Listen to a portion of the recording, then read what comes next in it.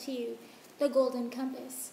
I picked Bach's Sonata in G minor to illustrate the emotion you feel as you read this book. It is like a roller coaster, up and down, and it is one of the best fantasy novels that I've ever read.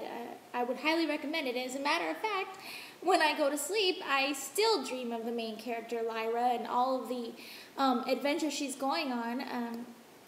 The book doesn't give you an ending. You have to read the next book, which I am going to buy this week, in order to find out what happens to her on her adventure.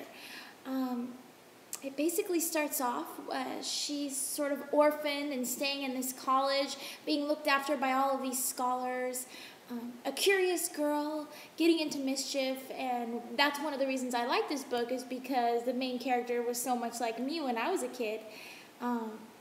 So she has a good friend, and they're going on adventures, and all of the kids are afraid of the gobblers, because kids are vanishing left and right, especially from the poor neighborhoods, and everyone is wondering what's happening. And one day her best friend gets taken, and she sets out on this quest to discover where he's gone and what's happened to him, and all of this politics are going on at the time, and she's eventually given over to some caretaker woman who turns out to be, well, I can't tell you.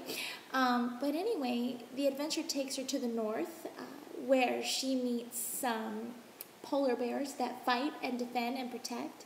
She meets some kids that have had their heads cut off, and she barely escapes with her life several times. Now, I'm not going to give away exactly what happens, but let's just say that the compass is very important. As a matter of fact, I wish I had one of these compasses to guide me through my adventures in life, but I don't. So I'm just going to have to figure out what happens on my own. But I highly recommend The Golden Compass. It is one of the best adventure fantasy books that I've read. And if you want to go on a ride and you never know what's going to happen next, there are so many twists and turns. It is not predictable at all, like many stories that you've read before. Then you definitely have to check out The Golden Compass. And again, this is the emotion you feel when you read The Golden Compass.